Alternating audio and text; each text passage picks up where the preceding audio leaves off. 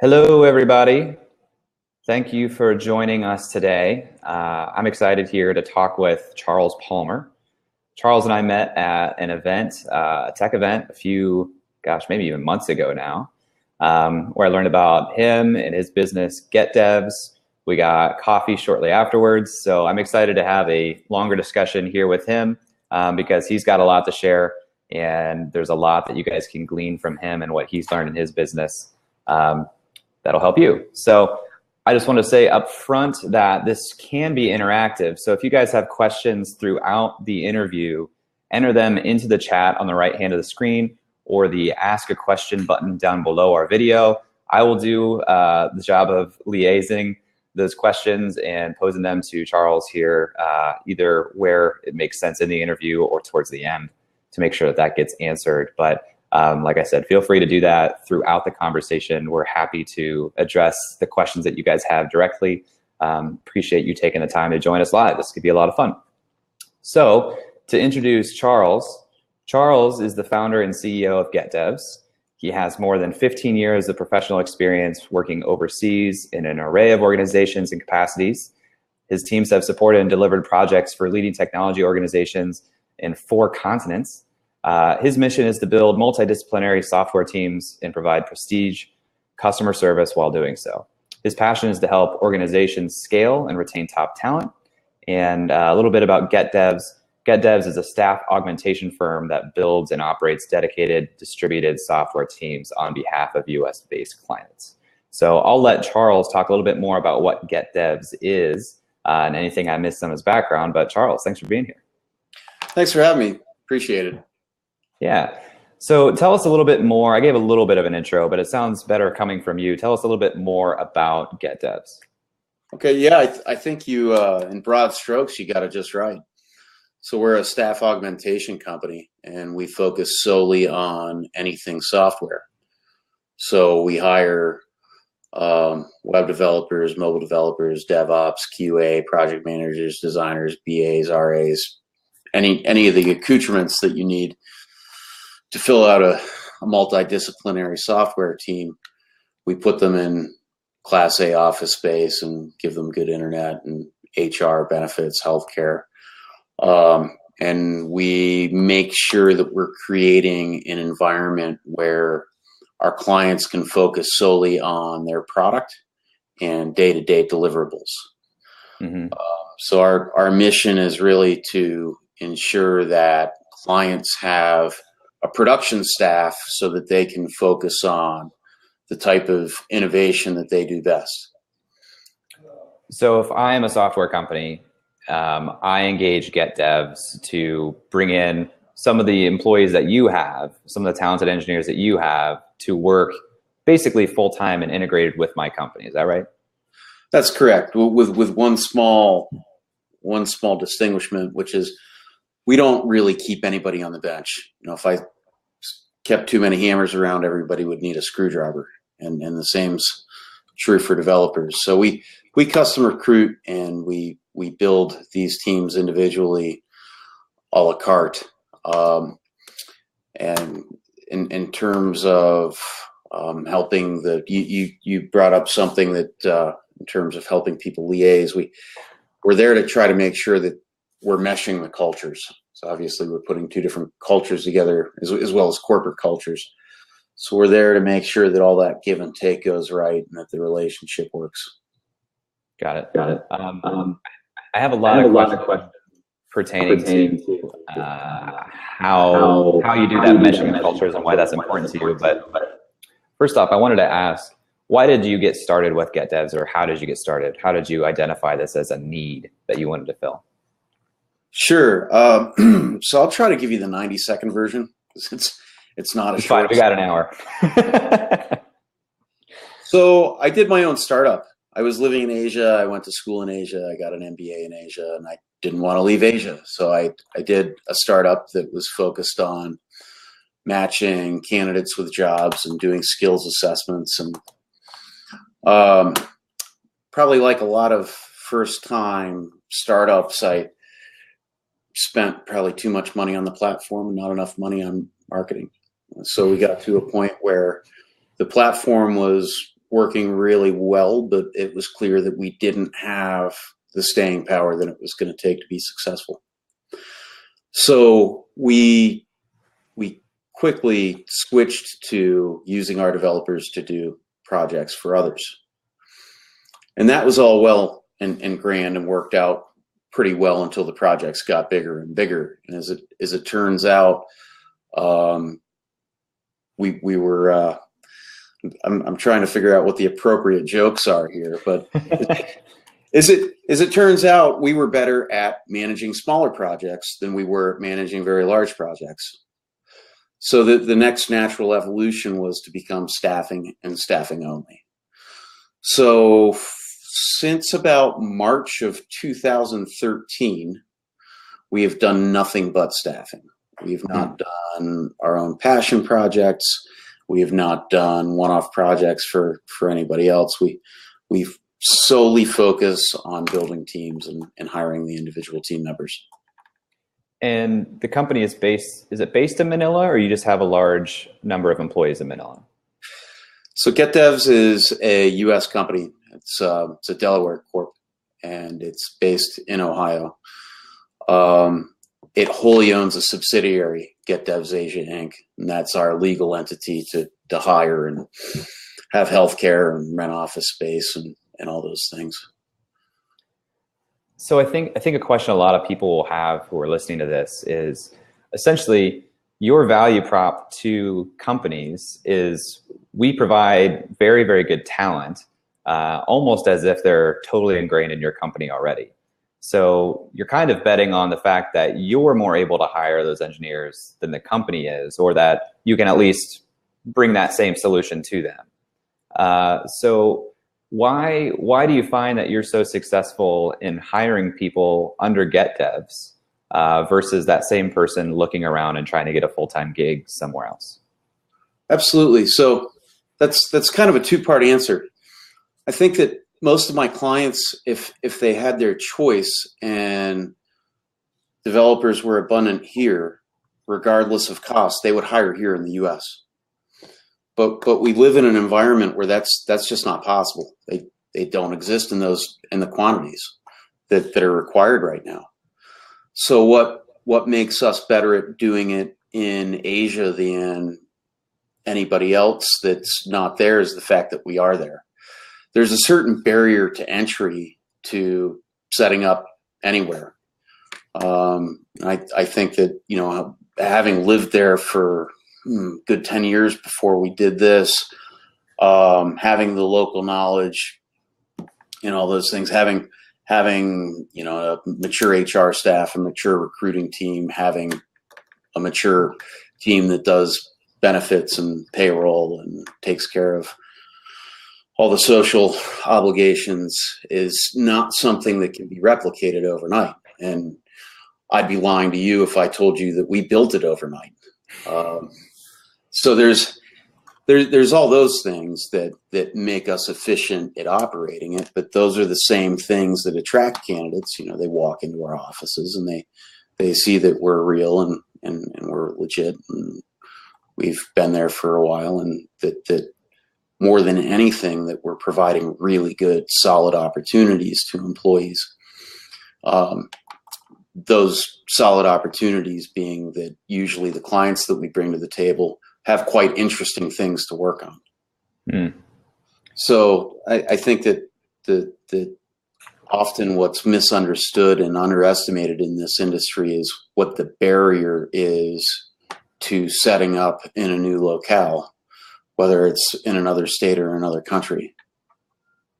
And it sounds like you're solving a problem for both sides. It sounds like the same, obviously you have these companies domestically or wherever who are looking for really good talent, but it sounds like you're also saying there's the problem of talent in other locales who are trying to find really interesting opportunities, and you're helping them too. Is that true?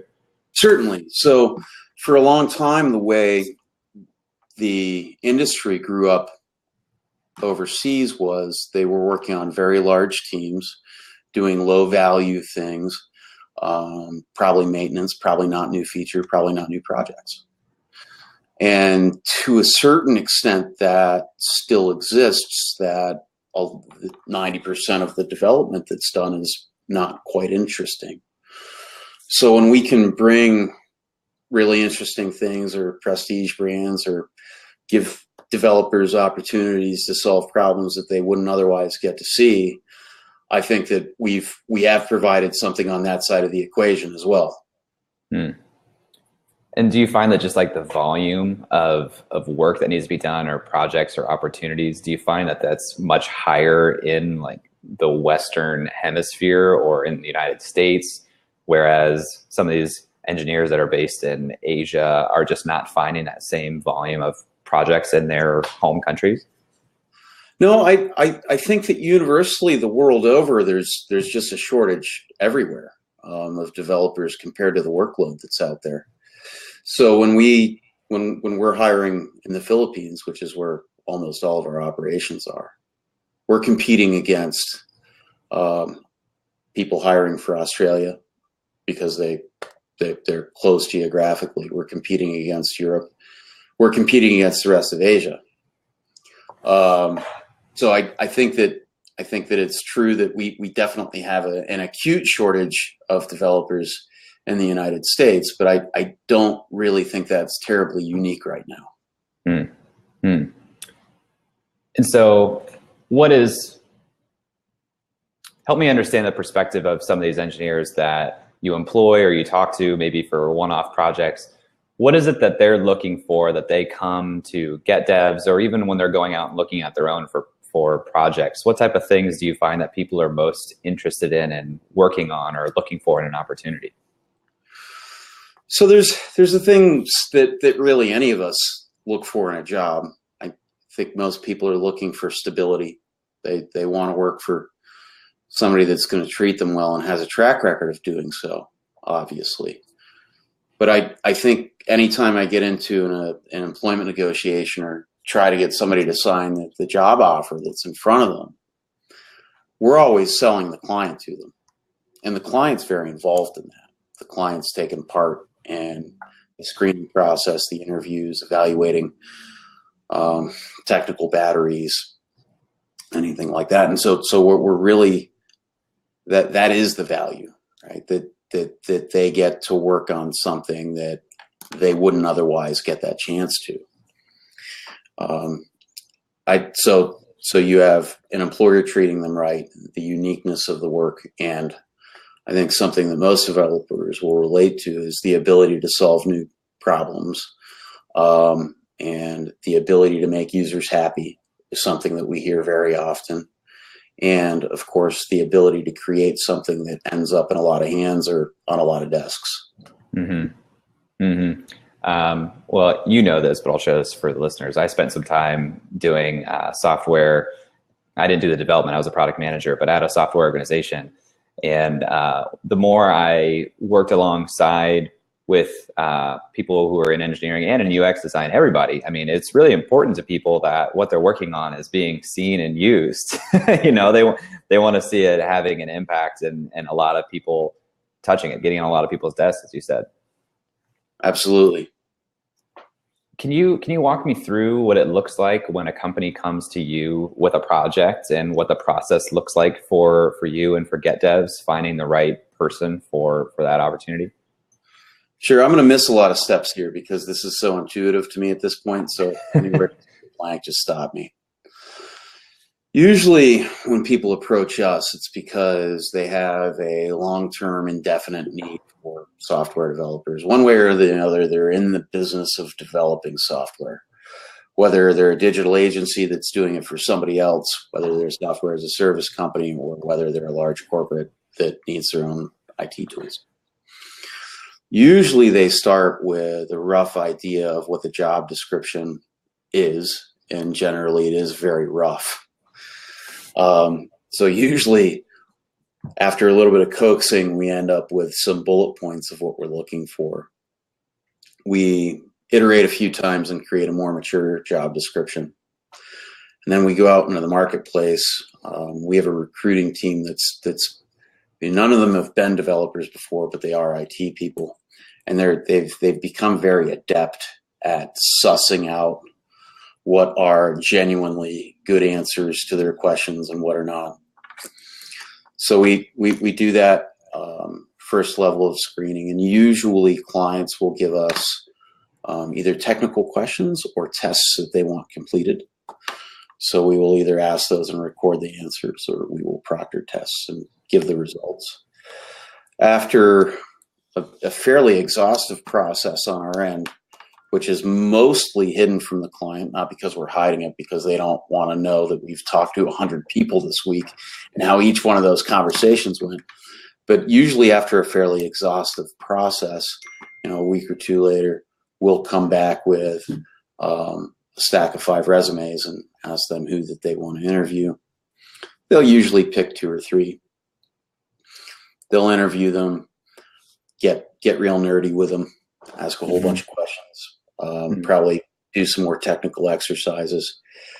And they may choose to hire one, may choose to hire 2, may start the whole process over again, because a big part of this is calibrating expectations with a client that may not have really known what they needed at the outset.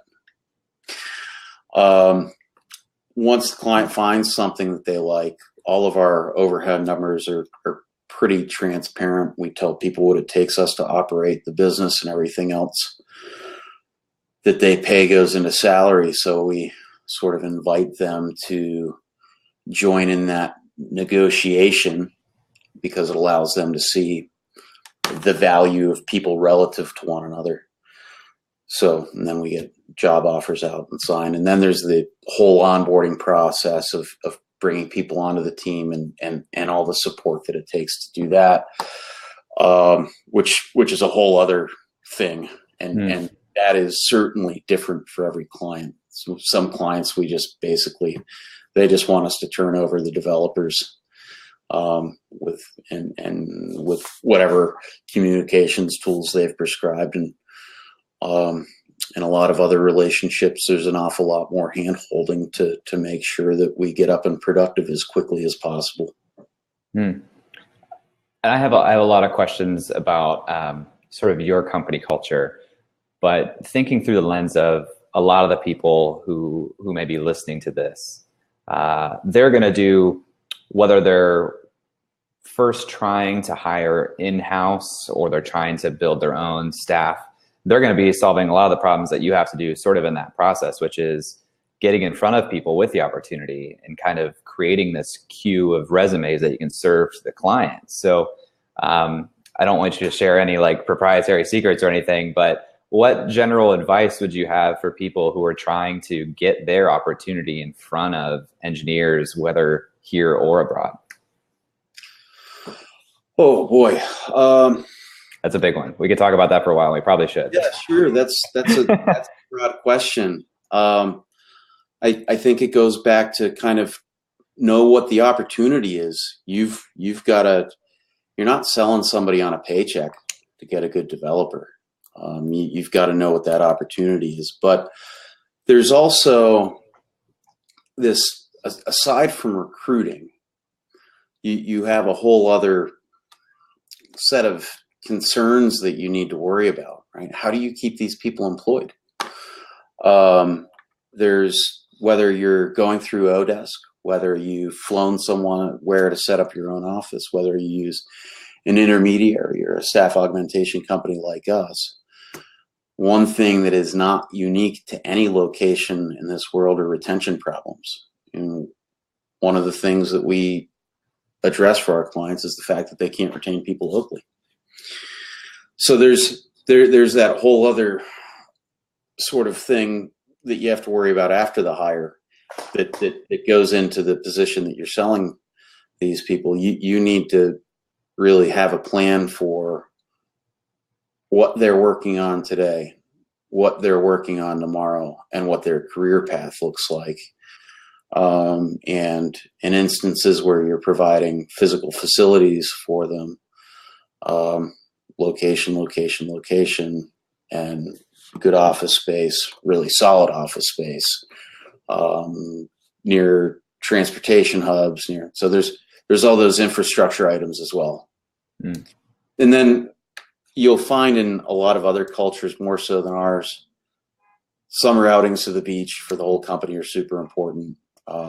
Big Christmas parties, getting together once a month, all those intangibles that keep people together. So you're really selling the whole package, right? Whether you use us, go it alone, use somebody else.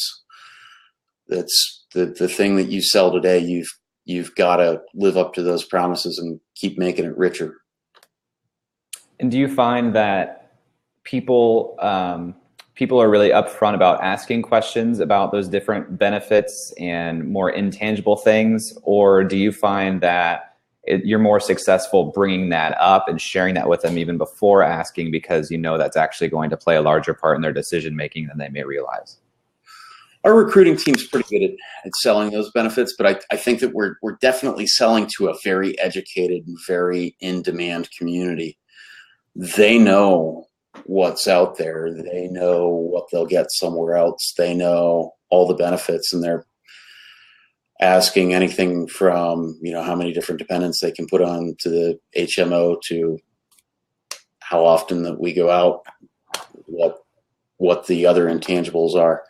It's an incredibly educated workforce in terms of them knowing really what they deserve. Yeah. You mentioned ODesk, and I think it's important to explain what ODesk and what some of the similar platforms are for people who may not be familiar. Sure. So generally speaking, there's a lot of different platforms that link people that need work done with freelancers that do work. And there are a lot of different sort of service levels of that. You can go on Freelancer and find a guy to spend 10 hours doing something for you. There are some sites that will do a heck of a lot of pre-screening and make sure that the freelancers that you're hiring are legit. I mean, one that comes to mind is a company called Top Talent. And they do a tremendous job of linking up people with really qualified freelancers. And that is the way that, not all of us start with a product and customers. Almost all of us start with an idea and a few dollars and scraping a few things together here and there. And for a lot of people, really the only option to get that started is to go through those intermediaries that you can buy 10 hours here and 10 hours there, and put something together that's good enough to put in front of a market or put in front of investors.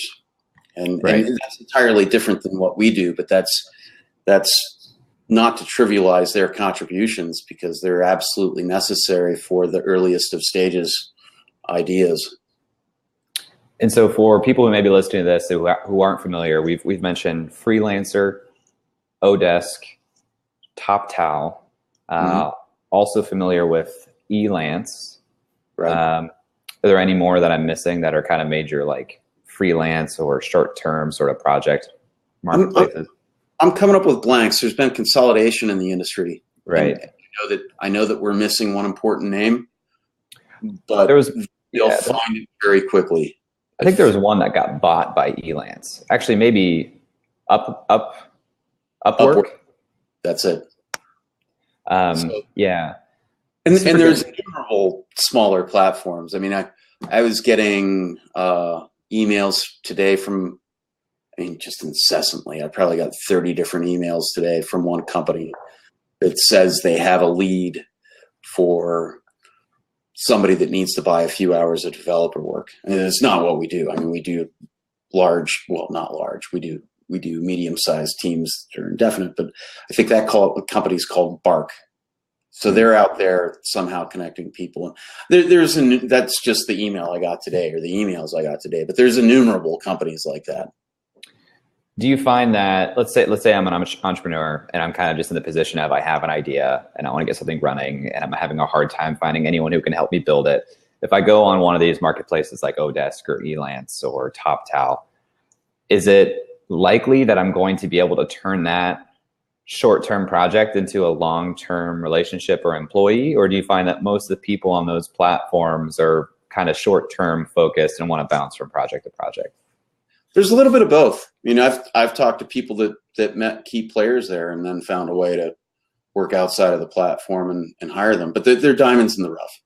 Mm-hmm. And then there's all kinds of people that are representing that this guy's going to do the work and it's actually done by somebody else. And I think there's a lot to navigate there.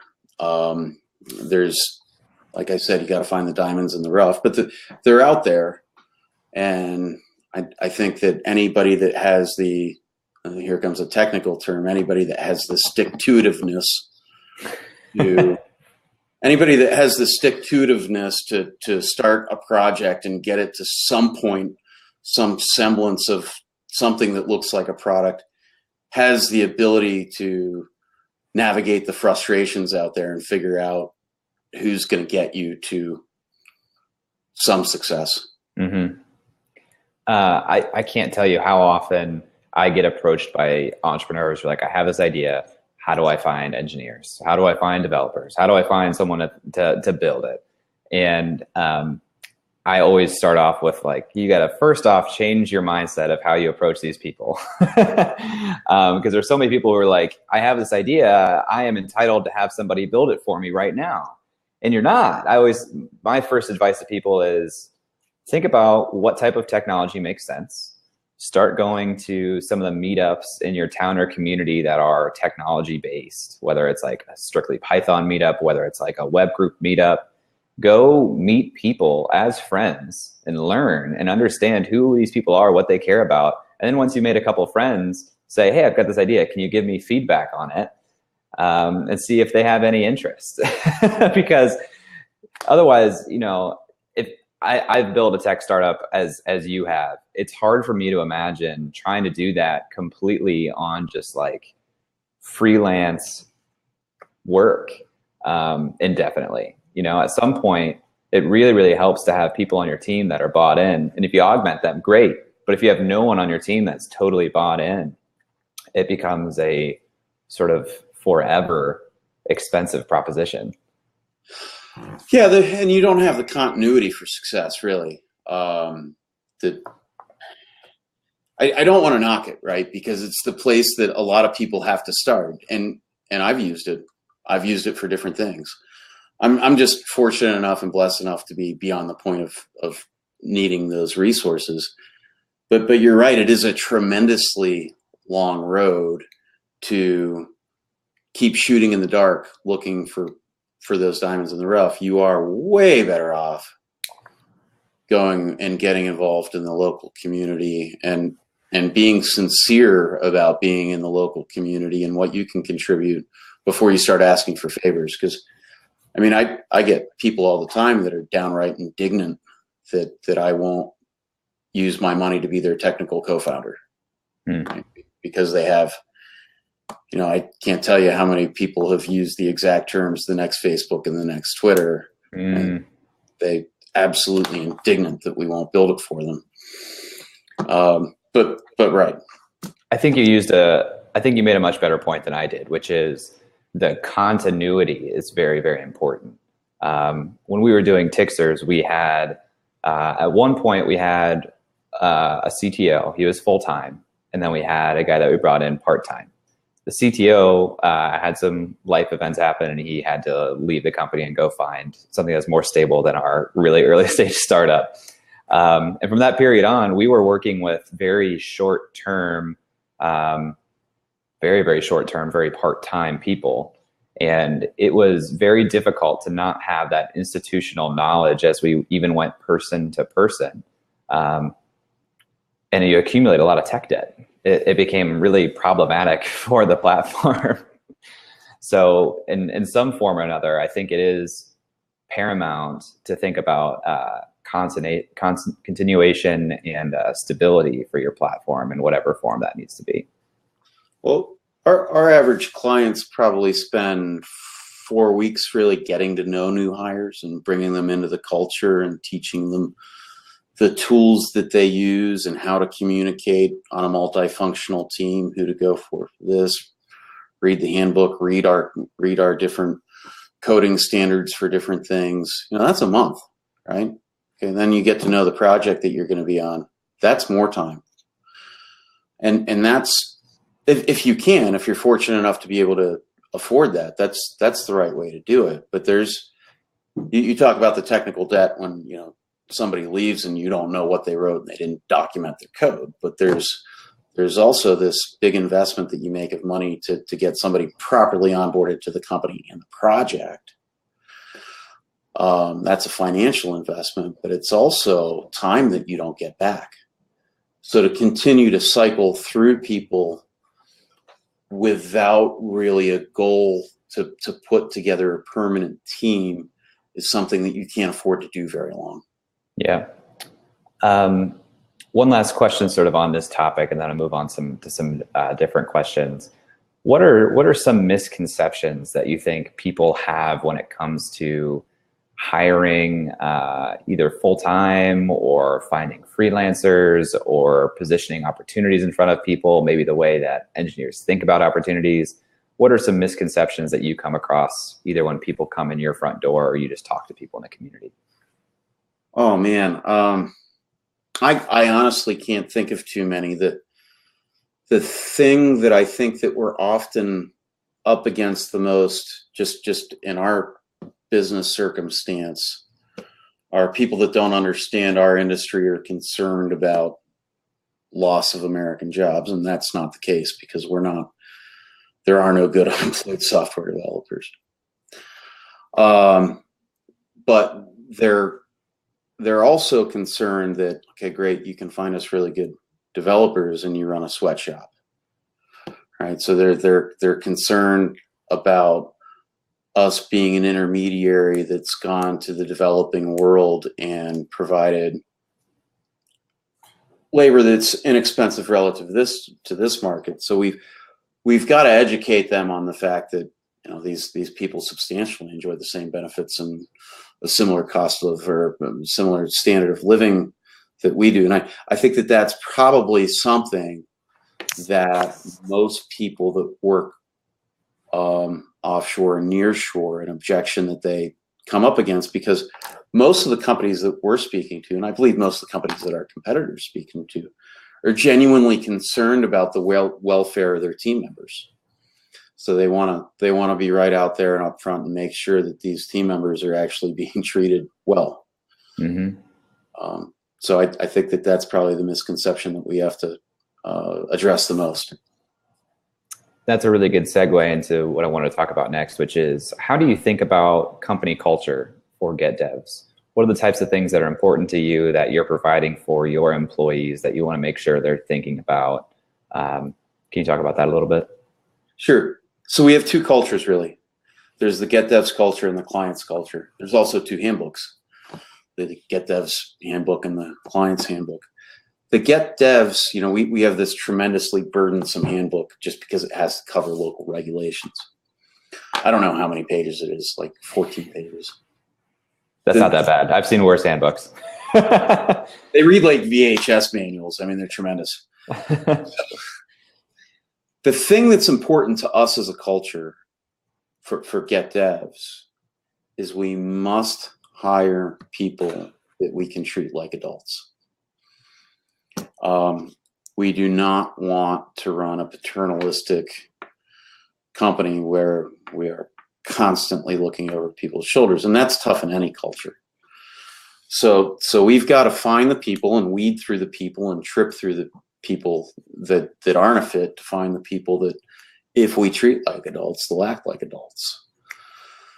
Then there's employee and we call them employers, but the client's culture. And that's different. We work in different verticals. We work for different industries. We work for finance companies that have not as casual cultures. We work for other companies that are going to kind of wonder what we're doing wrong if their people are wearing pants to work as opposed to shorts.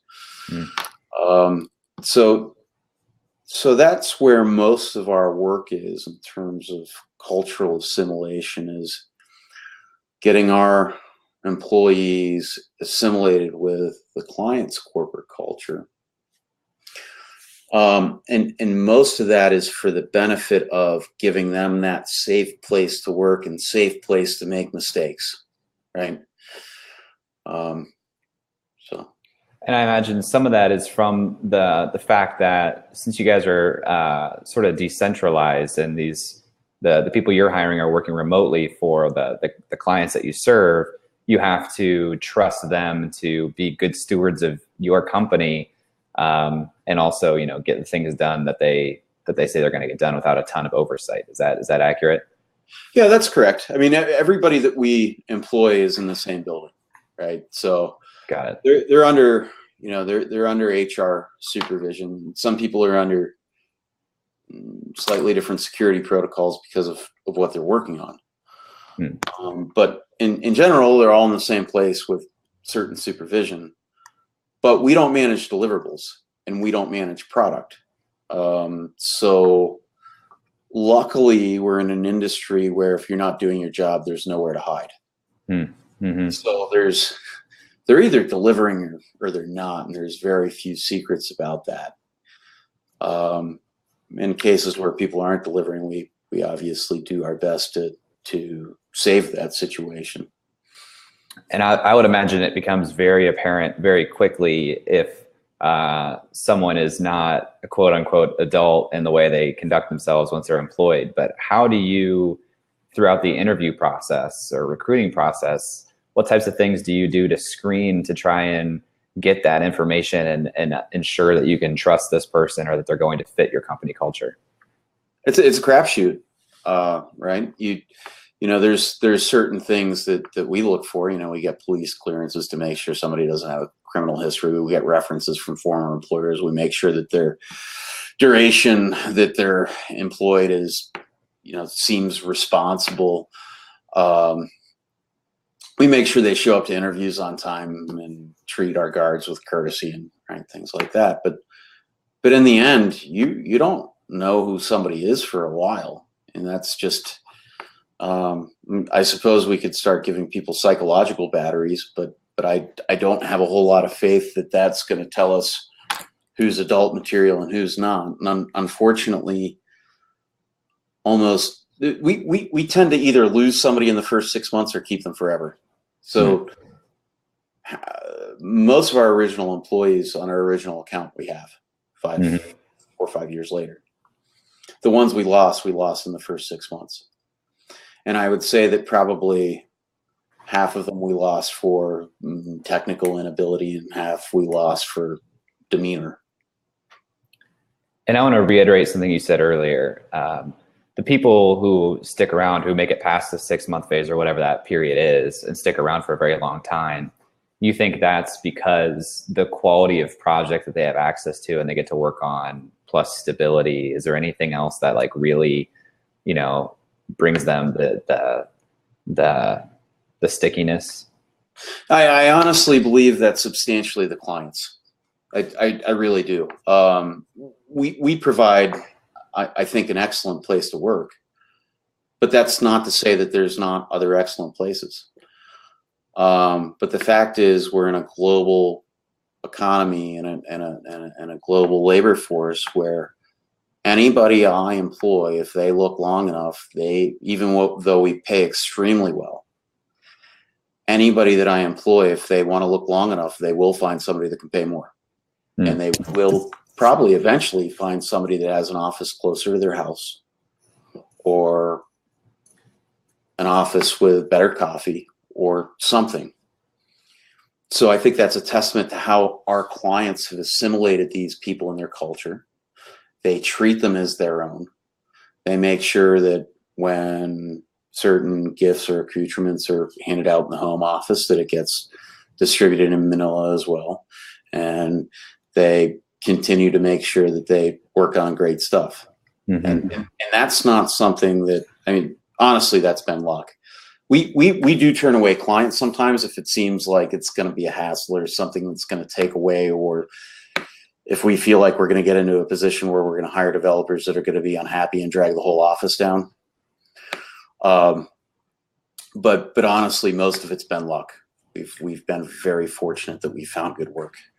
I was going to ask that question about whether you turn clients away, but I think something that's probably obvious but worth stating, because I think it's a good insight. You know, there are potential opportunities that may check a box better than what's in front of you, but if you're treated well and you get to know the people that you work with, and you enjoy that environment, whatever office you're assimilated into, I think that's a good insight for anybody that's hiring, to say, you know, there's a lot to be said about the culture and the way you treat people, that can not necessarily compensate, but really be an additive to the opportunity that you're bringing to the table. Well, they become family, right? It's you don't want to leave a group of good guys and gals for the unknown. And it would be, I've explained this to employees. So our employees are like the biggest fan of the company, and they are always disappointed if we don't have a quarter where we've grown, or they're, you know, they want to see the next project. They want to see the company get bigger and do well. So we've explained to them, you know, how do you feel about bringing on, we've had situations where we've had prospects that say, look, we want to save a little bit of money. We understand that you don't legally have to buy these guys healthcare, so hire us people and don't give them healthcare, right? And so our employees are wise enough to understand that that's something that drags the whole ship down, and they are wise enough to understand that probably one of the things that we've done right that was intentional was create the circumstance where they could have actual friendships and relationships at work, and be with people and clients and colleagues that they don't want to leave. And I don't know anything that's stickier than that. What do you think goes into the employees that you have that are working for clients who are here in America, let's say? What allows them to be successful being so far away? Is there video conferencing that's done? Is it about creating like a really good set of requirements that's very clear? How do they communicate effectively to be the most effective and efficient? I mean, we could probably name 100 things here, right? And most of them are generic. There's obviously fantastic tools for video conferencing. But more of that goes into the personal relationships that are built. It's the client's willingness to come work in our office for a while. It's the clients getting these people visas to come work on site. It's that investment in getting people assimilated into the culture and knowing all the inside jokes and things like that. There's all those things pay dividends in how people communicate as well. How well projects go. I mean, you think about it, any software team anywhere, how do people communicate when they don't feel safe to make a mistake?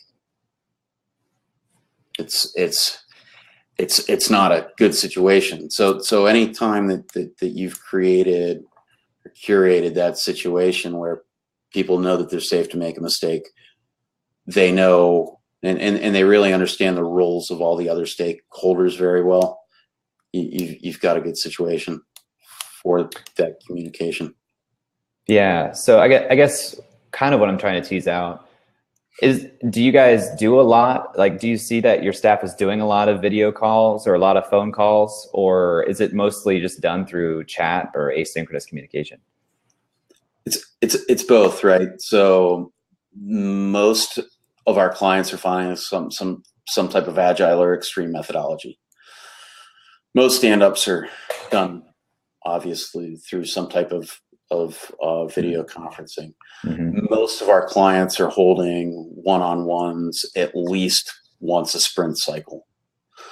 And then aside from that, I think every one of our clients uses Slack now for that constant communication. Every one of them. That's crazy. Yeah. No, I really think it is every single one. Aside from that, you know, I think almost all of our clients use something similar to either Jira or FogBugs to at least be tracking bugs and putting down requirements and tracking progress and burn downs and things like that.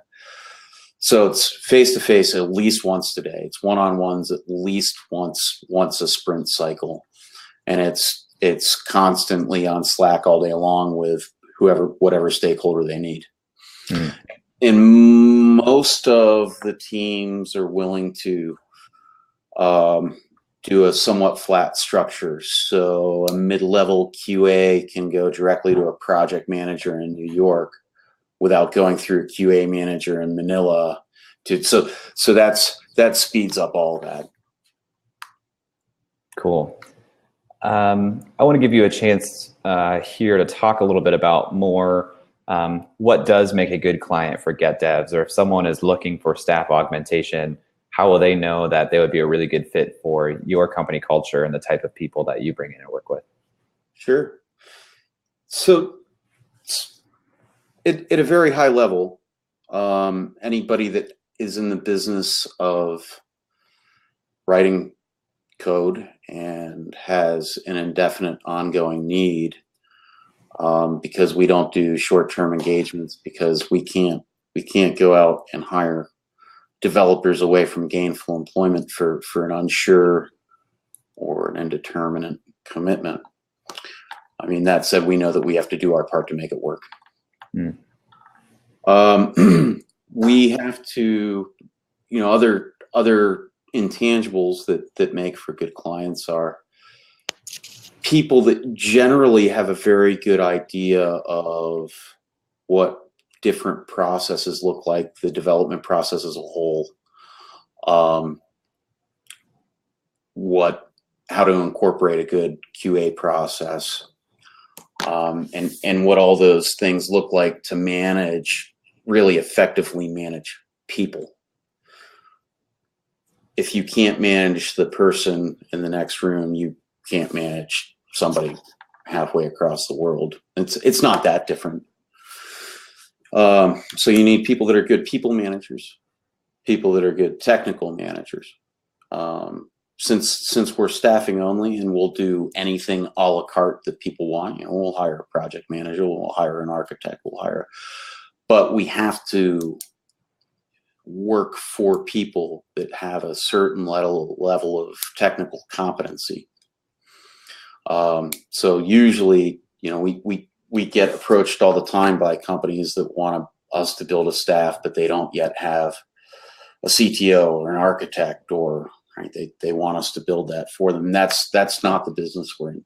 And there's plenty of, if anybody wants to know who to call for that, they can get a hold of me and ask, because there's people out there that do it. It's just not something that we can do well. So we have to work with people that are good people managers, tremendous technical competency, and that really have a vision to build something great, either for themselves or for their clients. I think it's that simple. Mm. We're technology agnostic. We'll hire in any language, any stack. We're industry agnostic as long as it fits certain bounds of social responsibility. None of that matters to us. To us, we just want to build great teams.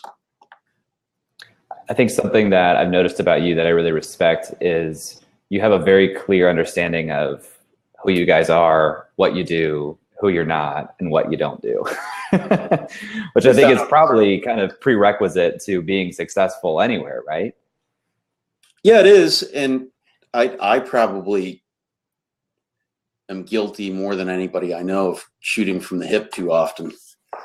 And I've, in my younger years, created circumstances where I couldn't deliver the things that I should have delivered.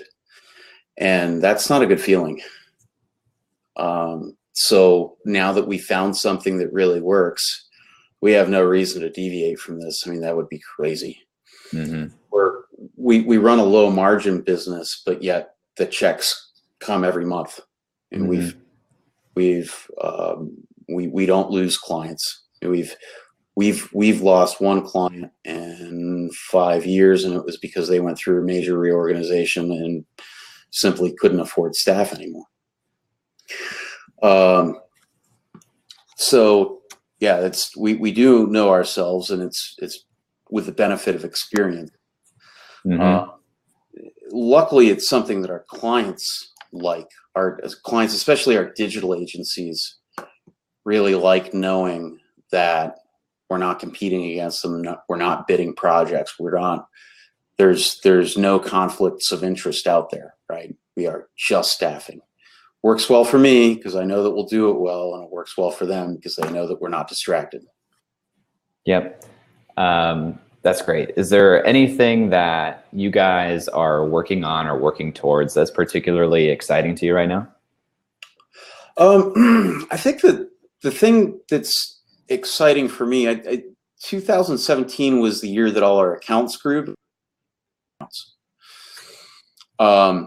2018 seems to be the year of the new account, at least so far. We've got just a tremendous number of prospects, and they're all really exciting, and they're all really cool people that are running these projects in these companies, and that's something that's exciting for me because I know that people in Manila are excited about it. Our internal team, our HR team, our recruiting team, all the other developers are excited for new colleagues, things like that, and that's what kind of gets my blood flowing is bringing that new life in.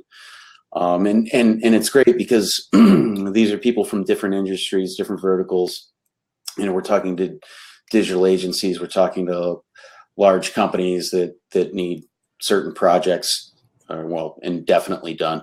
And we're talking to startups and just all kinds of stuff. So that's what's kind of getting me out of bed 30 minutes early every day right now. And something that you said actually before we jumped on this call that I think is worth talking about. You were telling me that you're going down to Manila soon to see everybody in the office, and we kind of talked a little bit about how even in my experience that can be a really powerful thing if you have a distributed team or you have somebody that's away sometimes. Can you talk a little bit about that and what it means to you or your team for you to go down there and continue to spend good time in the office? Sure. So I think I flew almost 200,000 miles last year. Woo. It's a lot of points. It's not because I like flying. There is no, at least any circumstance I've been involved in, there is no replacement for meeting people face to face, especially, you know, your colleagues, people that work with you, our developers. These are people that many of them I have tremendous personal relationships with, you know, go to their weddings and things like that. And there's just a certain amount of camaraderie that you get suiting up and showing up that you cannot replicate any other way. I've been told by some of our more senior people that it seems that people tend to work harder the week before I get there and the week that I'm there. There's probably a little bit of truth to that, but I mean, we have a tremendous internal team in terms of all our internal staff that are there on site managing everything. But I think it does bring a certain level of energy to them, and I'm in this weird position where, you know, I used to know exactly what my job was, and now it changes all the time. You know, one week I'm a cheerleader, the next week I'm a. I think I've just got the guy that just gets stuff done, right? And a lot of that stuff happens just to be showing up and hanging out with my friends. So that ain't a bad job, is it? That's not a bad job. I can certainly appreciate what you're saying about just sometimes there's something lost in not having face-to-face regularly. My first business, my partner was in Cincinnati, which isn't so far away. It's only, you know, 2 hours from where I was, but we would go weeks, maybe even months without actually sitting in the same room and working. We got really good at asynchronous communication, but there's definitely a loss that happens in whatever the relationship is if you're not able to kind of have some of that face time. Right. And that's why, you know, we always have workspaces available for our clients to come visit. We encourage them to get temporary visas for people to come here on work trips, and we do everything in between to facilitate that absence. But yeah, we find that most of our clients get that too, and they show up. And one of my trips in March is because we have a client going there for the first time, and she's over the moon. She can't wait to find different team building stuff, sightseeing, and everything but work that week. I told her the return on investment on that trip is going to be tenfold. Yeah. Yeah. Do you think that you'll ever come across an idea that you want to build that maybe you guys build internally, or you want to staff your own project to build something? That seems to be the way that everybody's going these days, especially the agencies we work for, right? They spend so much time doing other people's work that they want to do their own thing. They find their own passion. And for me right now, my head's just not there. I'll be honest with you. It's, part of me is walking the walk and talking the talk about not having distractions of other than staffing and not having those conflicts of interest.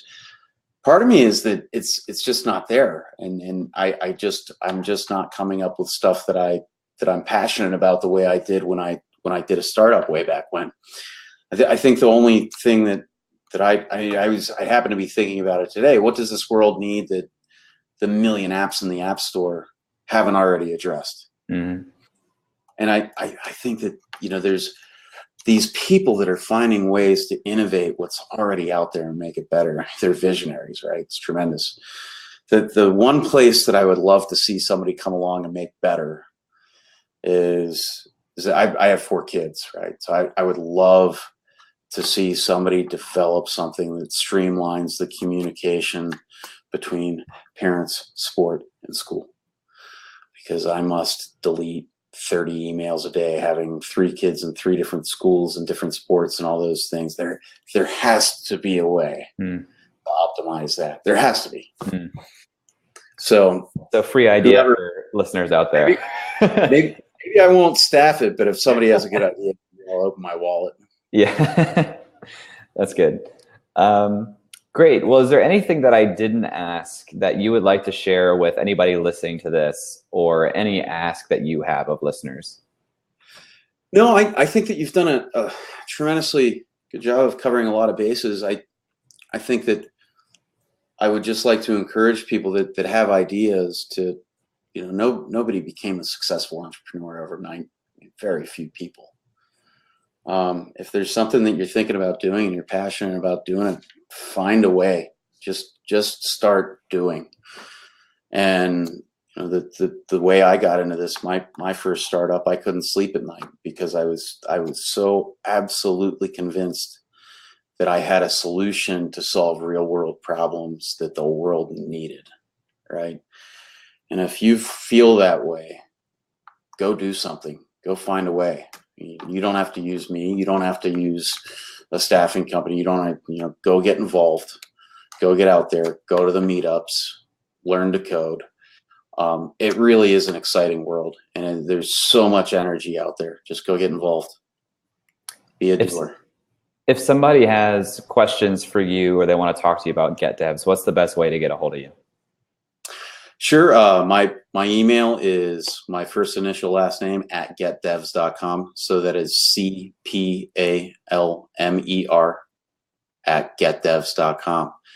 And I'll be delighted to talk to anybody. We're always looking for opportunities to give back in the local community, and there's not often a whole lot we can do, but in terms of mentoring, guiding, giving people advice on process and QA and things like that, we're very giving of our time, and we seek out those opportunities, and we're grateful when somebody gives us an opportunity to have those conversations and give back. Great. Charles, thank you so much for joining me. For those of you who just tuned in live here, this whole conversation will be recorded, and as soon as it ends, it'll actually be available to watch live on here. So you can just hit refresh and watch it all the way back. But Charles, thanks so much for taking the time to speak with me. It's been super helpful. I think a lot of people who are looking to either hire for their startup or get hired will find a lot of value in this. So I appreciate it. Thank you, Jay. I appreciate the opportunity. All right. Until next time.